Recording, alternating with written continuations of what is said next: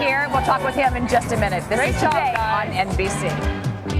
Clay Aiken made a name for himself in the American Idol competition, but now he's taken on a very different kind of challenge as a UNICEF ambassador. Clay recently took a trip to war-torn Afghanistan to observe UNICEF's educational efforts in the country. And Clay joins us now. Good to have you here. Thank you very much. This was your first time there. What were some of your impressions? You know, one of the things that I brought back more than anything is just really kind of broke down stereotypes.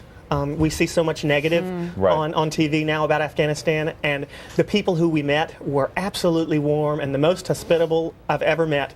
And there's really a lot of promise in that country that we really don't get the opportunity to see. I have a friend whose medical school was burned down by the Taliban, and she, as a medical student, was practicing as a doctor, and she said, Kabul has changed so much. Come now. There's really a lot of growth. Did you find that when you were in Kabul? Well, I mean, without having anything to compare it to, absolutely. You know, it was But you must see good sides that we don't necessarily see. I mean, we really did. I mean, the people, like I said, were very hospitable, and there's a lot of pride in that country. And I said while I was there that there's so much human capital there, and the people there really want to learn, and they really want to do as best for their country as they can. They're ready for that the rebirth. And what do they still need there?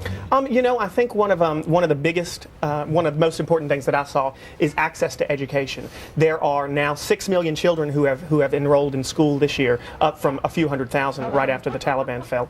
And a lot of people don't realize that when there's not access to education, that's when parents have to send their kids to madrasas, and when parents and they kind of become a breeding ground for terrorists. So sending kids and being able to access education, UNICEF helps with that. It kind of worked for us as well. You were a former teacher, and obviously the amazing story about the post-Taliban Afghanistan is young women who are able to go back into the classroom now, and you saw some examples of that. Yeah, right? we did. I saw some 40-year-old women who had still not learned to read, were walking an hour to get to class. There's just really a thirst for education there. I took my high school social studies teacher with me, and she was very jealous because the kids in Afghanistan want to be in school. They want to learn, and you know, we don't Not see to say that the kids here don't, but they really appreciate it there. They definitely appreciate it. But what a great gift for you to be able to do this. It's really amazing work. Good organization. Clay, thank you very much. Still to come on Today, what to buy.